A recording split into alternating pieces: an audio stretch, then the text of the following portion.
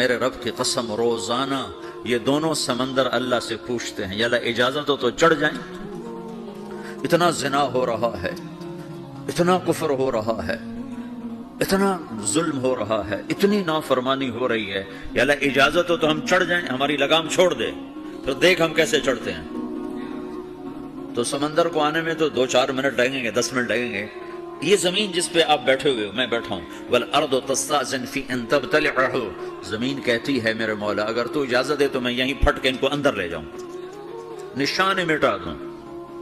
والملائکۃ تستأذن فی ان تعاجلہ وتہلکہ، فرشتے کہتے ہیں یا اللہ تو اجازت دے تو ہم اتر کے انہیں اڑا دیں. تیرا کھا کے تیری نافرمانی، جن چیزوں سے روکا ان کو کھلم کھلا کر رہے ہیں، جن کو کرنے کا کہا اس کی طرف قدم نہیں اٹھ رہا ہے، یا اللہ اجازت دے. اللہ کیا کہتا ہے؟ جس کی نافرمانی ہو رہی، زمین تو ادنا چیز ہے، پانی ادنا چیز ہے، انسان اعلیٰ چیز ہے، تو جس کی نافرمانی ہو رہی اسے زیادہ غصہ آنا چاہیے. اللہ جواب میں کیا کہتا ہے؟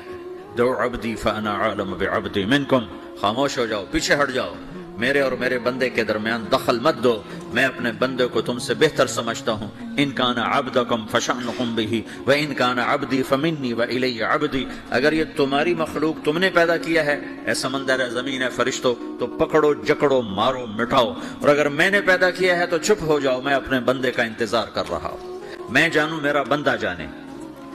تو وہ سوال اٹھتا ہے کہ یا اللہ تو یہ جو سب کچھ تو دیکھ رہا ہے تو کچھ کرتا کیوں نہیں؟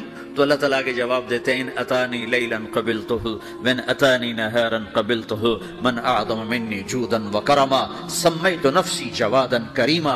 اللہ تعالیٰ جواب میں فرماتا ہے